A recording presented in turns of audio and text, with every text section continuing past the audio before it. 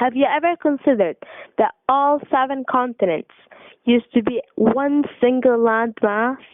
Well, that's true. This theory caused a lot of controversy, and many scientists opposed it. Take, for example, Charles Hapgood.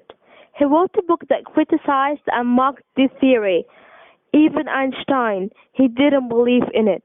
He wrote a short foreword to Hapgood's book. In addition, many field works were done, and theories emerged to dismiss the theory that the Earth moves.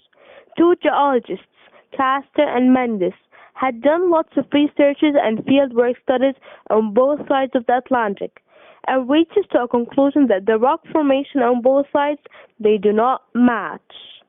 Other scientists claimed that there were land bridges that connected continents with each other, and claimed that due to these land bridges, species that were found in South America were also found in Southeast Asia, and so on.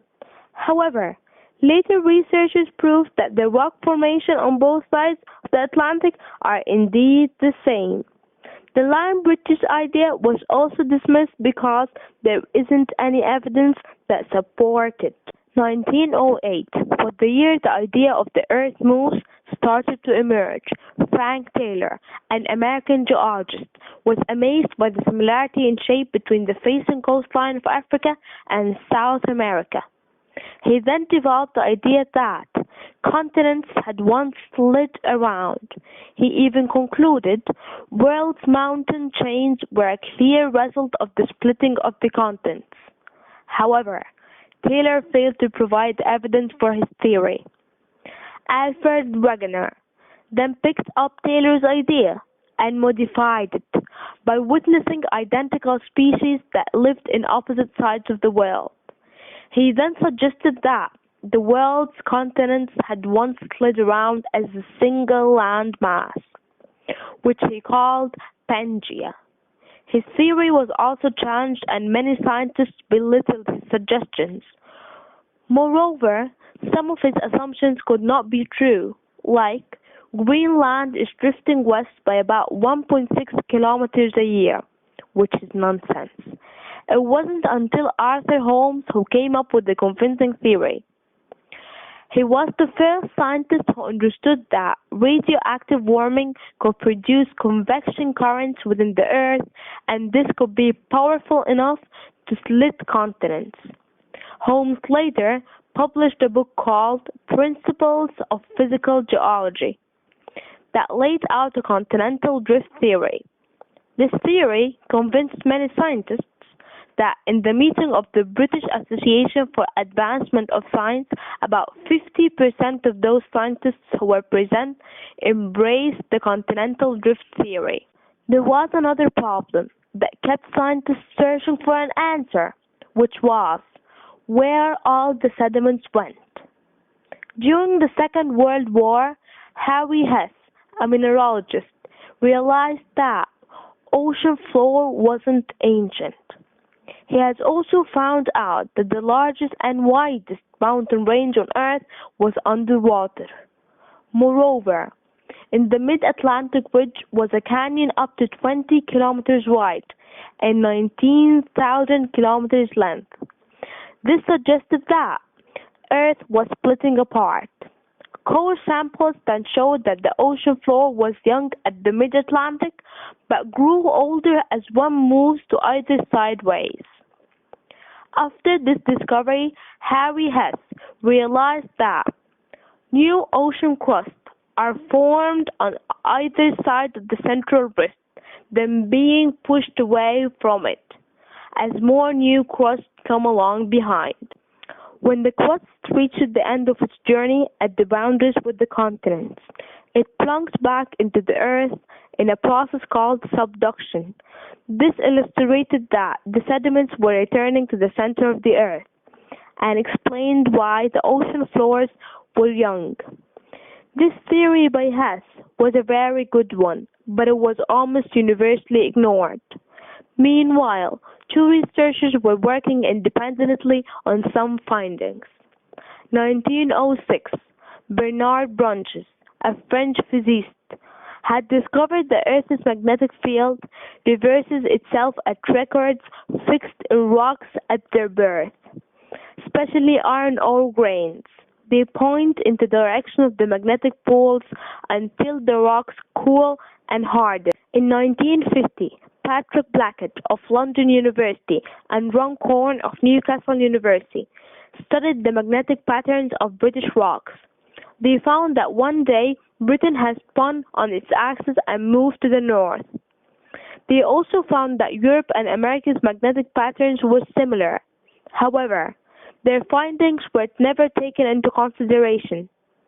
Geologists Drummond Matthews and Fred Vine, a graduate student, started relating all the theories together.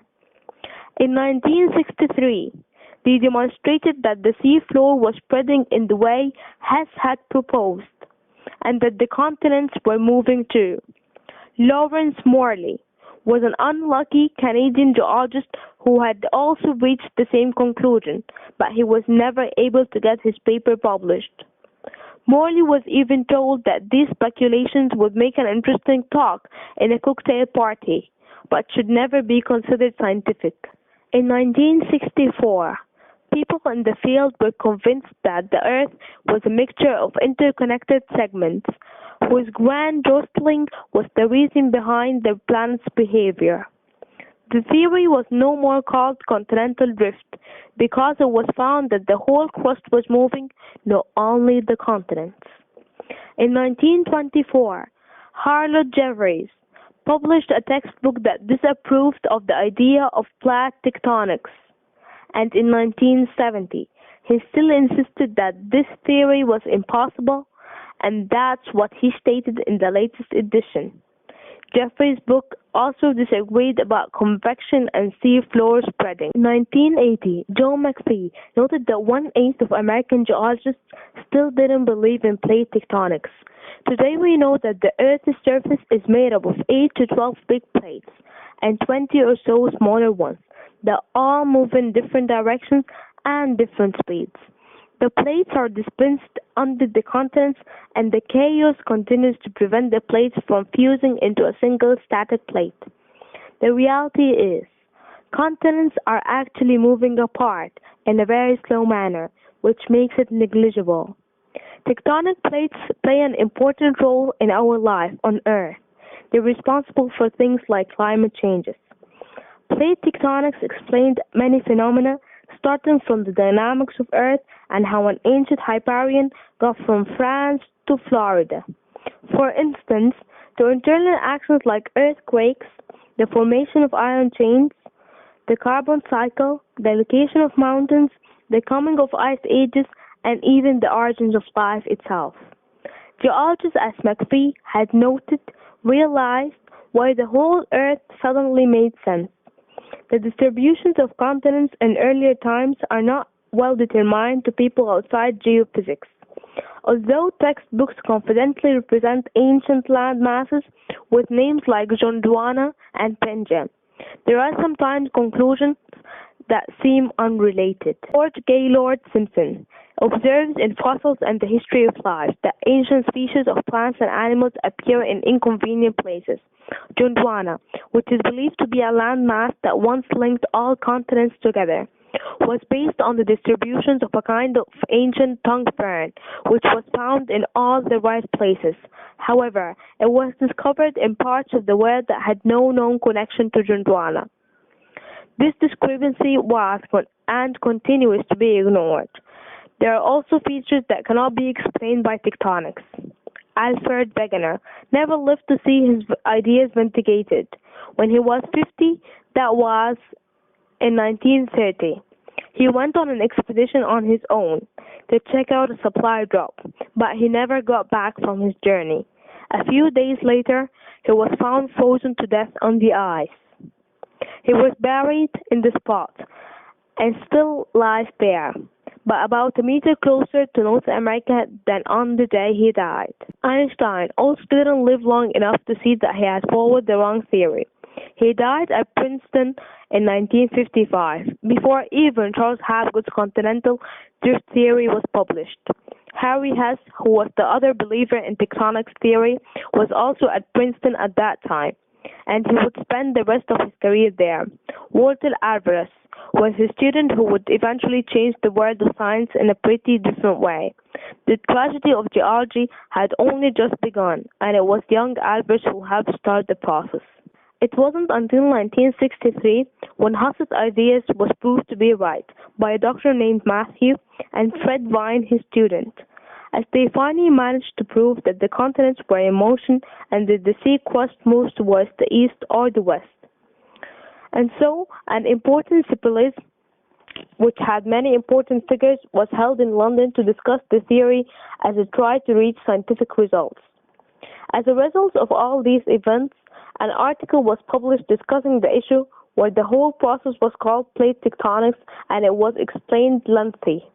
However, the plate tectonics theory is no different than others, but the article was met with huge criticism, to the extent that Jeffreys said, having British scientists accepting the idea shows how the mentality of the British is deteriorated.